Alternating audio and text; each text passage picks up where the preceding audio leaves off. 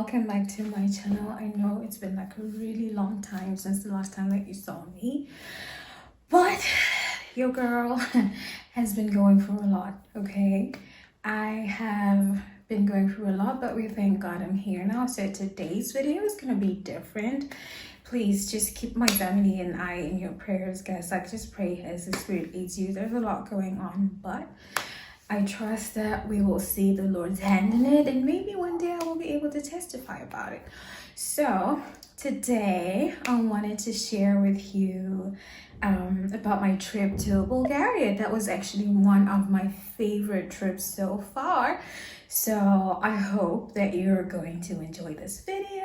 Okay, please do not forget to like, comment, and subscribe. And if you have any questions about traveling to Bulgaria, please let me know.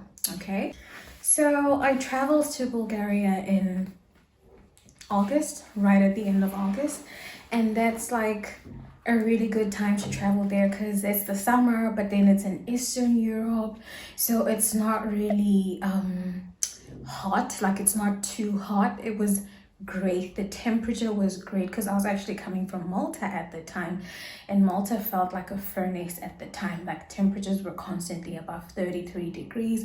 Sometimes we would hit 38, 40, sometimes in like an extreme day in the summer. It was bad. But I guess that's because of heat waves from like the north of Africa and also the Middle East, and these are mostly desert areas, you know, because that's where Malta is located. But Bulgaria was absolutely amazing. I loved the temperatures because to me it felt like spring, and it also was a breath of fresh air compared to being in Malta. So I absolutely loved that and enjoyed that. So what I did was to go there over the weekend, right? Because I was working and I couldn't really take like a lot of time off, and most of the itineraries that I had seen on Pinterest were 2-day itineraries for Sofia, because apparently there wasn't much to see and do in the city. But if you decided to expand and go outside of Sofia and go to Mount Vitosha and also go to neighboring cities, then you could extend it and there would be more to see. I personally think there's a lot to see and do because there are lots of museums and galleries and whatnot, and I love that stuff. So I wouldn't say there isn't much to see and do, because in my view there is actually, especially if you're the kind of person who loves going to galleries and museums. So what I did was I booked to stay in a hotel 2 nights. The hotel was Tsarsko Selo Spa Hotel. It's a 4-star hotel in Sofia. And on the first night, because I arrived at 1 a.m. in the morning, I was like, what's the point of checking into a hotel? It's just one night. Let me just sleep at some hostel. So I actually thought that I did a great job of looking through pictures and reading some reviews and whatnot. I went to that hostel. I was horrified. Okay, the smell in the bathroom was just, it was foul to say the least. Okay, it was terrible. Needless to say, I was so relieved in the morning when it was time for me to leave. It was horrible. Okay, I left and I went to my hotel and it was beautiful. I'll insert pictures and videos of the hotel here, as well as my visit to some of the galleries and museums, and of myself going around the city as well. There were a lot of restaurants, like literally a lot of restaurants dotted along Vitosha Boulevard. It's literally just all restaurants, all very cute and Instagram worthy and all of that. I had a hard time picking, and generally in the restaurants in Sofia you pay about half of what you would pay for a meal in Malta or in some mid-range restaurants in Spain, and maybe even a third of what you would pay in Paris for a meal, and about half of what you would pay in Rome as well, depending on where you're going and depending on whether you're having like a full course meal with the antipasti and the first plate and the second plate and the dessert, you know. So yeah, you would definitely just pay a fraction of that in Sofia, and that's what I loved that's what I loved about it as well. So the hotel was amazing. It was beautiful. The bathroom was nice and big. And also, like, I literally just loved the pool. I spent the third day by the pool the whole day. I had to check out around 11. I had asked to extend my stay until like 2 or something, but they were like, no, unfortunately. Initially, they were like, yes, and then the guy from reception called me. He was like, I'm so sorry, I told you that you could stay, but we have a football team coming in because they also had like a soccer field there. And literally, after checking out, that's when I started seeing all of these soccer stars coming in, walking around and whatnot. And so they have little chalets or houses.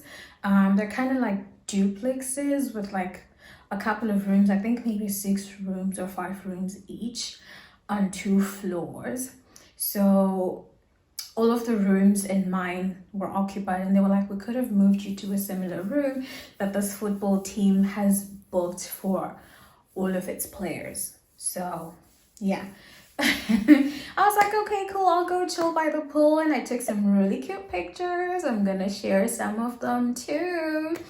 It was amazing. I absolutely enjoyed my time in Sofia. And in terms of safety, I felt very safe. The only thing I was concerned about was the language barrier. Like, what if I get lost? I mean, but of course there was Google Maps for that. And I used the subway, and I also took the bus. And I would say that even though they have their stuff that's written using the Cyrillic alphabet, I think, they always have like the English name of the place written underneath their Bulgarian language. Okay, so you can read where you are, you're not going to get lost. Okay. And in most of the tourist areas, you have people who speak English. If you venture outside of that, you might not be very lucky to find people who speak English. I think that's basically it. Yeah.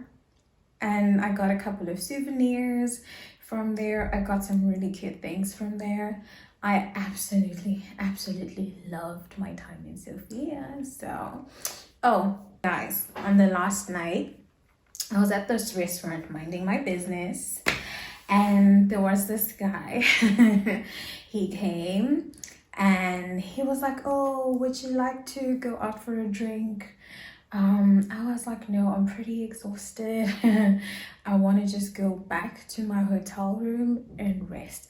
And he was like, oh, okay, I could take you to your hotel room. Guys, after I dismissed this guy, I saw him go and join his friend, another guy who was in the vicinity. But I could tell just by how this guy's eyes were kind of darting around the area and how he was laughing in a very dramatic way. I was like, why does it seem like he's trying to look like he's having a good time and enjoying our conversation? It all seemed a bit theatric to me. So after that, when I had paid my waitress, the one who served me, and I took my tripod and my bag and I was about to leave, that's when I saw him talking to another guy. And he looked disappointed, like, nah, he was just shaking his head like, nah, it didn't work.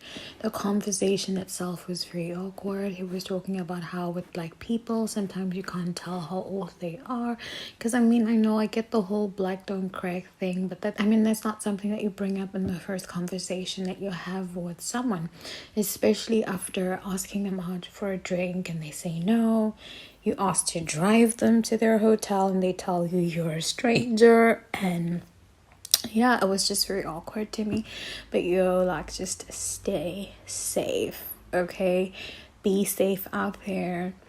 Be careful, watch your surroundings, especially if you're traveling alone. And always when the Holy Spirit nudges you, like, you gotta be careful.